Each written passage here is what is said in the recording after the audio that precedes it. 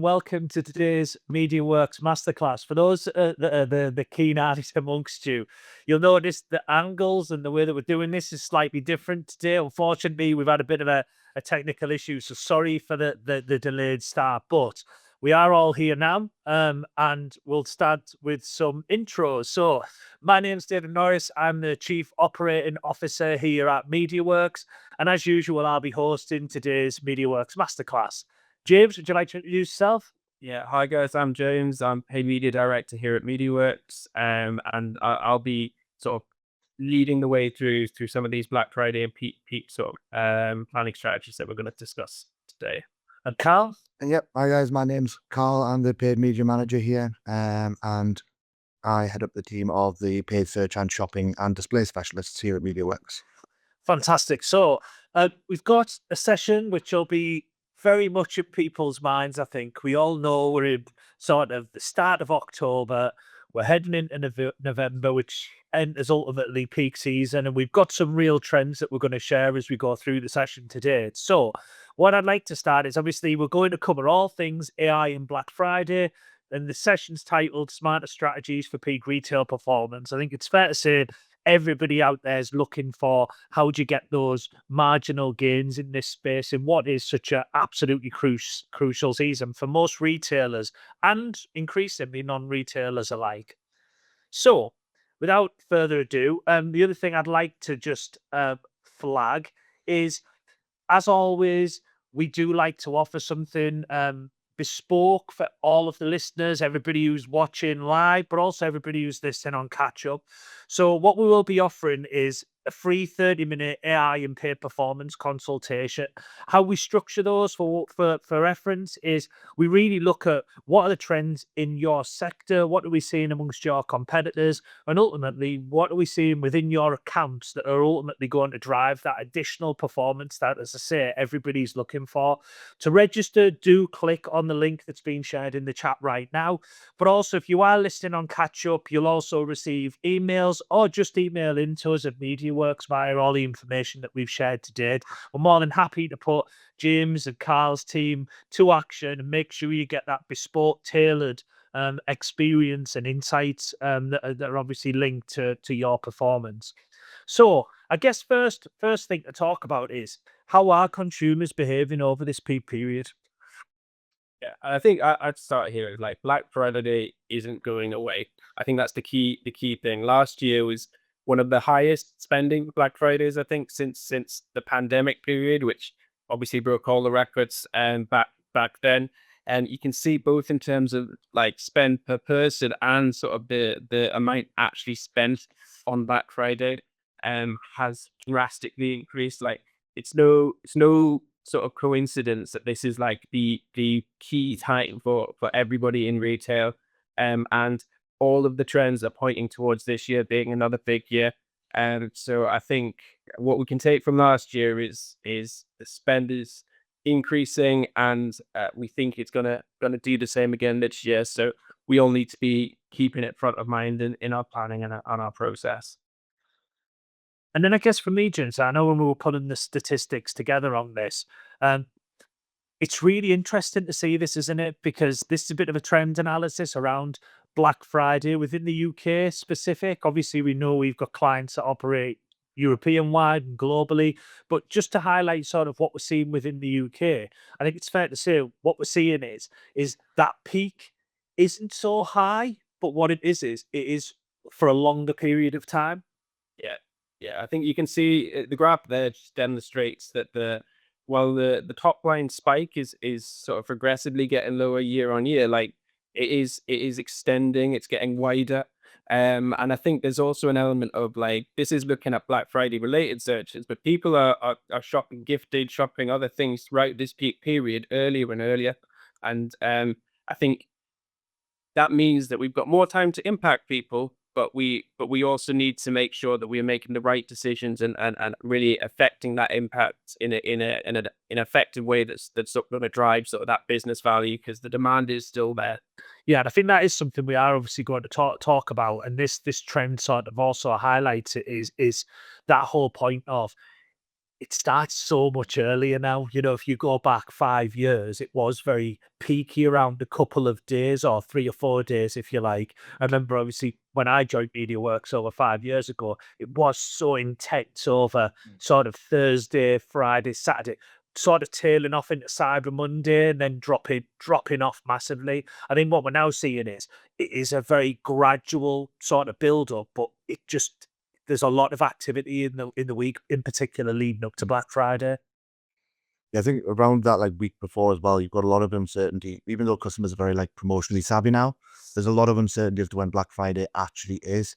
And you can see here that peak from last year is almost exactly the week before, where you can see that first peak on the 21st, 22nd, around that Thursday, Friday, going, oh, is it today? Is it tomorrow? When is it? Yeah. Dropping off again and then spiking again on that 29th when we actually hit that day. Yeah, and it also for me, the other interesting element, it holds a little longer as well, doesn't it, on the back end of that? Yeah, and I think we've seen that in the accounts that we work on the e-commerce portfolios experience of it in the past. Is like that peak is called Fake Friday, and the next sort of slide will sort of touch on it. But ultimately, that is also when a lot of brands are starting their big promos. Like you might have step changes through the month. Some people do Black Friday sales, but you want to extend your biggest impact moment. We've seen them before, like that extension over that. Like it's not like a couple of days; it's a longer period. Like, and really, it's the impact of launching that promotion. And a lot of those promos launch a week ahead now, and maybe they have an update on the message on Black Friday itself, but it's you've got a bigger chance to really make a splash, and you can sort of sustain that. So it starts becoming about moment management in terms of how do you have a really really effective individual moment, and it starts becoming about how, like, it goes back into that sort of day-to-day performance management. How are we making the right decisions? Can we add a little bit of agility rather than just spend and hope it works kind of thing? Yeah, and I think, when you do look at that sort of next slide, you know, that is to me really interesting in terms of that Fake Friday that you mentioned, James, because as I say, I think there is a notion of Black Friday. People, I think, I say because the media makes such a big splash on this, but the reality is, I say we do still see that Fake Friday instance. So we do see a lot of brands testing and learning, almost treating it like a dry run as well, which I think is really interesting. Yeah, and it opens you up to be able to make multiple impact in that period. Because the biggest for any brands, if you've successfully done your prep feet and your prep, your audience is primed and ready. They know there's going to be a sale launching, and that moment of launch when all your email activity goes out to social ads and your sale starts, everyone is engaged in that moment, and you can get spikes that rival Black Friday itself, which gives us is really effective from a performance managing point of view, and allows you to have that elongated and that test and learn. It means you can go live with a couple of variations, see what works, and then tweak it for closing out your promotional window. And then again, it's interesting, isn't it? We can also see changes in news media consumption, like post Black Friday, because the point we were saying earlier, it's straight into gifting. And I think it's fascinating at this time as well, because I think a lot of businesses and brands are making decisions around stock level at this point as well. Like, how much stock have we still got left to move over this key period? And ultimately, where are we prepared to go for that? What level of promotion are we prepared to give in this phase? Mhm. Yeah, I think gifting itself is like you can actually see like the trend starts earlier and earlier. I think I read something that this year more people are starting to plan their gifts in sort of September and even into August because of Not in my household. No, not in my household, James. I'm still a very traditional Black Friday in December sort of person. and I think I'm the same, but we're starting to see some of those sort of holiday advent calendars and all of those sort of things starting to come out, and even in early September. So people are thinking about it earlier. They're being more planned, which is an opportunity for us advertisers, and because we can influence people for longer and start to really really get them to buy into the brand. But it also means that we need to be thinking promo straight into gifting. How do we manage that spike? Make sure there's a consistency between the messages as it switches into the very festive side of it after that promo dense and November month, straight into that sort of Christmas and end of the year period where people are looking at sort of that continuing that purchase cycle. So I guess, like, for me, it's then about how do we prepare for that peak period? Do you know what I mean? Like, and where discovery starts. I think, like, you talked about it. I wrote it down actually. It's like moment management now. And I think that was a really interesting point that you made, James. And I think it's like understanding sort of how to influence that discovery phase. Because I think there's, we'll talk about this as we go through this section, but Black Friday has often been so bottom of the funnel focused. And I think what we're seeing is that model's not really that sustainable, and trying to just eke out the performance on a very specific day just isn't the model that's acceptable, because of the way AI and algorithms learn, and all of that side of things that now is so required to drive all of this performance. It's like, if you aren't doing a lot of that work in advance, the reality is you're probably not going to see the performance that you think if you're purely just focusing on the bottom of the funnel activity. So again, like on this slide, we talk about it, and I think it's an interesting way. Whereas obviously the font gets bigger, the text size gets bigger as we go up the funnel, and I think because that for me is really indicative of how we need to start thinking about Black Friday as a period, not just a single day where it's all about hammering and getting sales at the bottom of the funnel. Yeah, I think that you've got to think about generating that demand earlier. The market's getting more and more saturated. Everyone has access to it. Black Friday itself is it's like the big moment, but it's very, very price dominant. And if you can't like how do we make sure that we win, even if we're not necessarily like as price competitive, or like we're a higher end product? You have to be thinking about how do you generate that hype earlier? How do you get people to buy in? And with some of the platform advancements like demand gen, which Introcock can touch on in a second, like we are being pushed further up the funnel, and because AI is so prevalent in the platforms that we manage nowadays, like it's taking advantage of all these signals. It's following a journey for a much longer period of time. It's looking at their awareness. We need to be thinking full funnel. We need to be thinking awareness early, but we shouldn't be neglecting the benefit of maintaining that sort of more top of funnel, more upper funnel period going into November, and just to make sure that we're still front of mind in those consumers when we drop the promotional launch. I think just to build on that as well, like when we're talking about the demand gen and the awareness side of things, like it's not only to help with the actual promotional period when it kicks in, it gives us that data on who we can go after. So if people have engaged heavily with certain content around certain lines of the products that we're offering, we can tailor that messaging back to them through the social, through the display, through the search, and even, leveraging a bit of email marketing in there as well. Yeah, and I think on this slide we talk specifically about YouTube and all of that's got to play, and that's been a real, for me, when we're talking about linear TV here, I presume, and then we're talking about the impact of YouTube. It's amazing to see the difference in performance that we're seeing there.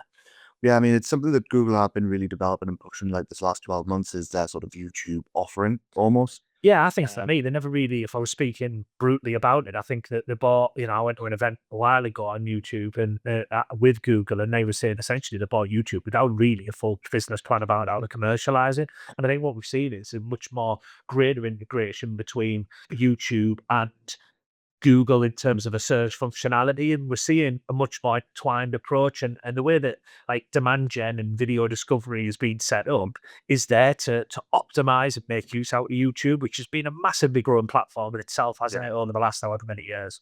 That's the thing. It's almost like tying into what we're seeing with the like social platforms like TikTok. People are using the video content as their search engine now. They're looking for those reviews, those endorsements, that trust content. I'm not going to speak on things that are outdated now. It's not exactly views, but the appearing in shorts, appearing in those videos where people are engaged, and they're actively looking for these things as well on these platforms. So you can see here that 2.5 times better, more effective in the short term for that sort of driving the sales from the brand discovery from YouTube. It's huge because not only is it better engagement from the users, we're able to track it and we're able to monitor it and retarget off the back of it. Yeah. And then I guess navigating the holiday season, James, just on this is like shoppers' purchase behavior has become like research driven, like even more deliberate, even more structured, rigid. Not mine, as I say, I'm terrible in this space, and let's not use me as the atypical example here. But yeah, let's think about how it has shifted. Yeah, I mean, I think the three stats there are quite powerful. 90% of holiday shoppers are still likely to try a new brand, and the spontaneous purchases are on a decline. And that really is sort of indicative of this bigger research phase. I think it ties into sort of the wider search themes. People are using AI more, ChatGPT. There's more consideration going on, more of that middle funnel element, and that's what we need to consider. There is it's a blend in behavior, and that we need to be now impacting to sort of drive that final purchase, particularly when we're getting customers into our brand for the first point. So making sure we're consistent when they're searching, streaming, or scrolling or shopping, like we need to be there. They need to be at present. That's why you've got your platforms like Demand Gen and your social platforms, which try and offer a full funnel coverage and to deliver that as well. So I guess prepping for a perfect peak period. I mean, in reality, should have been going on like a while ahead of now. So I think it's really interesting, isn't it? In the sense that, like, you think about it, pre-October is where we should have been thinking about all of this. We're now in October, so what should people be doing now? Yeah, I think right now we should have a plan. There should be a promotional plan in place, and everyone should be aware of it. That means knowing the discounts you're going to do and knowing when we're going to implement them. And we should also be like well on our way to asset creation, and also making sure that we've got a campaign set up, optimized, and running. A lot of the bigger testing and the new channel implementation that might come a little bit earlier. I still think there is value in having your upper funnel run into November, but those bigger testing pieces we should have been doing a little bit before. When we hit November, really it's about like we need to be sort of adhering to the plan that we've set out, and trying to maximize performance within that. That means making sure that all of our promotional extensions, creative, is all in place, and thinking about how we're going to plan our budgets and ROAS throughout that. Yeah, and then into sort of November, December, January. I mean, I figure we've talked a lot about peak, haven't we, in terms of what we need to be doing over November. But interestingly, I guess, like, what we doing post Black Friday? Yeah, I think post Black Friday, lots of people in the paid space like think they take their foot off the gas and like take a week off, but no, like you straight back into it. There's normally like about for the retailers that we work with, there's about a week's downtime, sometimes two, where you go from no sale into your full Christmas push. Then you've got maybe a 2-week sprint before you hit the delivery cut-offs just before Christmas, and then you're back at it again and straight after hitting that Boxing Day rush. And that, I think, the Q5 as they call it, and which that period after sort of Christmas and before the sort of start of the year, where all the sales come back and users have a lot of free time because they're not working, and that's a period we need to be thinking about capitalizing on. So don't think that it's over, and just because your promotion has ended, we need to be thinking about the next thing constantly. And I guess that how to develop promotion creative that cuts through the noise. We know we've talked about the importance of creative on many a masterclass, and it being the thing that often is the most eye-catching element. It's more important than arguably sort of targeting, segmentation, all of those, fantastic principles, etc., that we adhere to in the paid space. But that creative so important, isn't it, in terms of like the cut through at such a busy time? Yeah, and I think we need to generate a sense of urgency. It's been the same for many years, but like ultimately the biggest thing that you can do with your creative is generate that sense of urgency, that by now that is what we're trying to do, because the users have been holding up on their purchase as they're waiting for that promotion to start, or even the first phase of your promotion to start. So it's urgency first. So it's like we need to be thinking about how do we do that? Like calling out sort of delivery cutoffs and shipping cutoffs, making sure that language is in there, generating a sense of need to buy now, time sensitive language. Like lots of the brands that we work with will go through, and I'm sure lots of the brands listening will have this in place. But if you don't think about it, is have some form of urgency in your message and phase it throughout you're running your promo for a week. Start with 80% off, 40% off, whatever that message is, and then have a ending soon, and then have a ends tonight. Generate that sense of urgency. Line it up to your email marketing as well, and that'll do it. And then countdown timers, I think, are like sometimes neglected, but work. They still work. Yeah, and I think as part of our audit reviews that we do as well. I talked about free consultation at the start. If people are interested in that, is like from my perspective, this is something we'll also really cover. Like we're a full service agency, so for us, like creative is the second part of everything that we do. It's very second nature to us. So I think again, like creative is often quite neglected, and we can just go, we'll just roll out what we. It's like no, it's such an important piece that we do definitely need to think about that. So again, like we do include that as part of the review that we do. So again, if you've got any questions about creative, then do feel free to reach out. I guess in terms of capturing attention, like and highlighting the offer first, that's a really important thing, isn't it? Because we see a lot of adverts that ultimately, like foundationally, get it wrong. In terms of not understanding the psychology of how all of that works. Yeah, no, 100%. And we touched this a couple of months ago when we did the creative masterclass. So yeah, if you want more insight in terms of like design and creative, go listen to that as well. But ultimately, it's that messaging hierarchy. That's what we need to cut through, and that's what we need to drive that impact and get our users' attention. So think about what you'll read first, which is normally the biggest text in the front. Put the promo front and center. Also look at what your background is like.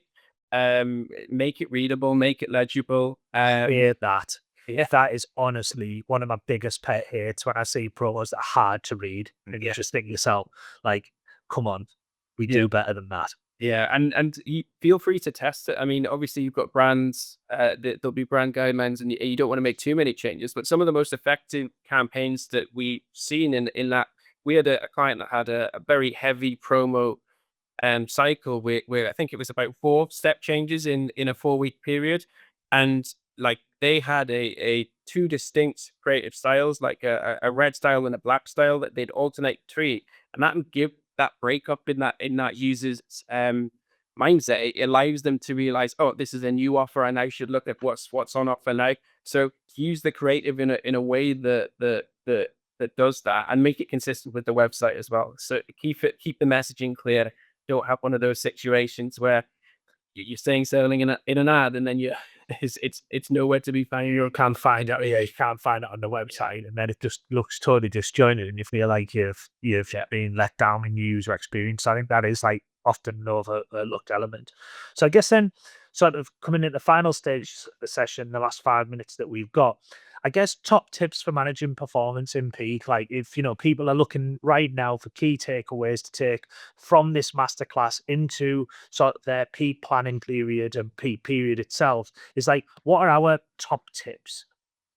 Yeah. So I think first thing is just look at the landscape. We presented this a couple of times before, but like ultimately the product search journey is different this year. It's changed with the advancements of AI. People are looking at it in a different way. Price comparisons, product comparisons, that consideration piece, a lot of that is happening in your chat GPTs and in your AI platforms.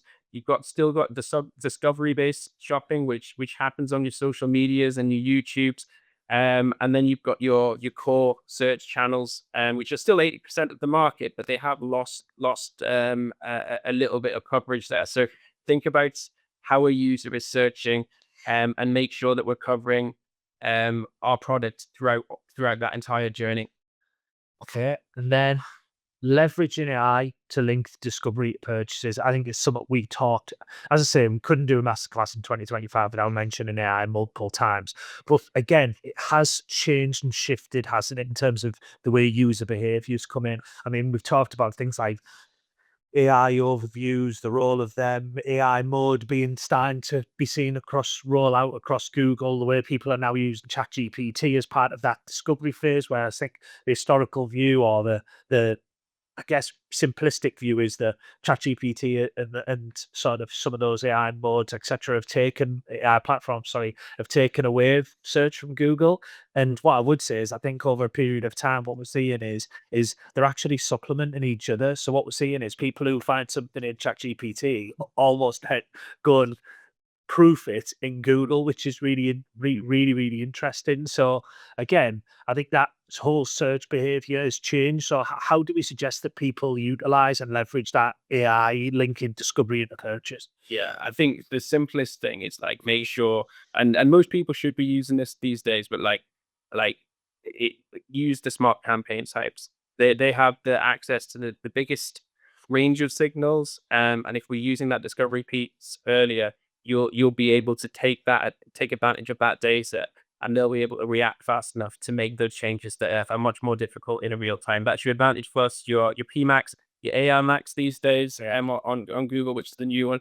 And ultimately, like they do drive an increase in performance. And as people are skeptical about that, aren't they? I think like people have been quite skeptical about that, James. It's worth sort of saying that again, we're talking from our experience here. We're not talking about like Google or Meta or LinkedIn, whatever platform tells us. We talk from our experience of what we have seen, and I think it's really interesting because I think like it has been very much seen as marketing collateral, some of the messaging that's came out, but actually we have seen uplifts in performance when utilizing the smart technology that's out there. Yeah, no, the early days it was more of a challenge, but the algorithms had such a long time to learn, and we as users are giving them more and more data to make those learnings, and base them on. There's still things that we need to think about in terms of actually managing some of those moments and managing the target and telling a campaign we're expecting to launch a promo now. Maybe don't throttle us because you think that we're not hitting because we're trying to hit a target ROAS that now is going to be slightly less achievable given there's a promo price on. And so there's still stuff that we need to manage with them, but like those campaigns are sort of the way that we'll see the best performance, and you use them in tandem with your regular shopping or your other campaigns, but they are your core conversion drivers really.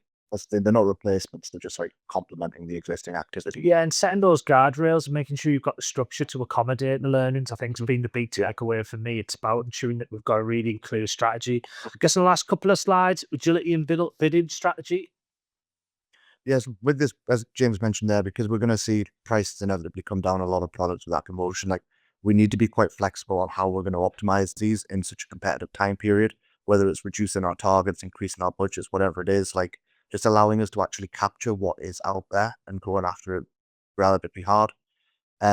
We also want to be looking at those like margins. So like obviously if we're reducing the product price, we're going to see a drop in margins. So figure out what your sort of minimum allowable is on those products to push to be able to scale up during this period effectively. And also like the actual health of the feed. The worst thing that can happen is you get onto Black Friday day. I'm sure we've all heard the horror stories of it where a site goes down or a feed gets disapproved on the morning of Black Friday and it's all hands on deck, sirens blaring, like get it fixed. So make sure everything's set up through that.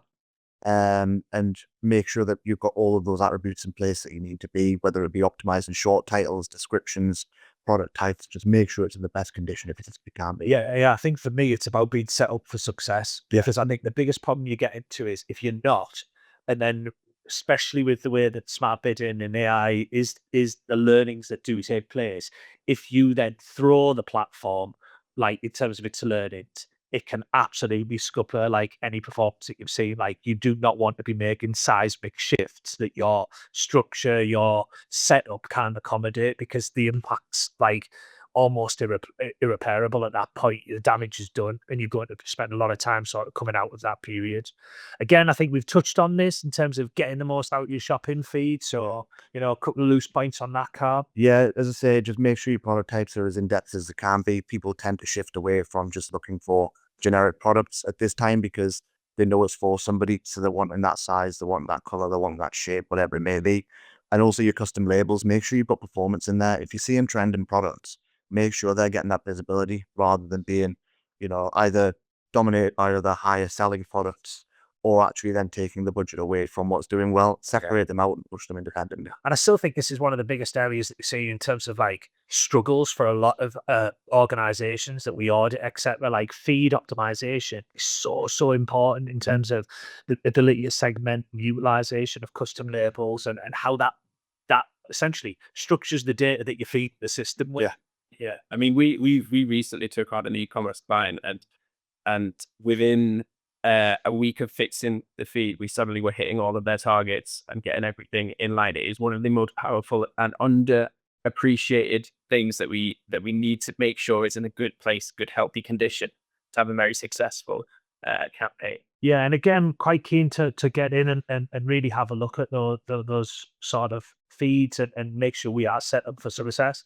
I think finally, just don't forget the website optimization and CRO. Like, add clarity and transparency on product pages. Like, again, I would divert everybody back to some of the UX Masterclass series that we've run recently. Like, again, make sure we're enhancing product visuals and calls to actions as we go through that, and just make sure we've got like as simplified and optimized checkout flow as possible. Like, there's nothing worse, and it's happened to me. I've gone, love that product, love that, get on the landing page, seen the advert, get on the landing page, put it into my basket, and then they're asking me for like such convoluted, oh, do you want a promo code? I'm straight away thinking, well, I don't have a promo code. And then it's another question, then another question. And by the time I've done that, I'm thinking, I'm just going to go somewhere else. Like, this has become a bit of a chew on for me. So again, let's just make sure we simplify and make sure we're connecting like everything from creative at the front end, target at the front end, through our channel optimization work, right down into what's that website experience like? Because again, we can spend a fortune driving traffic, but actually some of the biggest gains that you can see are actually in sorting out these checkouts, etc. I think finally, we have seen, to summarize, changes in purchase behavior. Understand for me, like, that things have changed. So again, like we talked about that right at the beginning in terms of like the elongated period of the way that people are using different platforms. Understanding what messaging works best. So again, that's test and learn iterative approach. We need to take through that. And again, think about taking those learnings and taking the data that you've gained through Black Friday at that peak period, and how do you roll that out across the rest of the year? For me, is often the thing that's massively overlooked. It's seen as an isolation. It's almost like a cup final, and then we start our season again. For me, it's like, no, this is about taking all of those learnings into business as usual.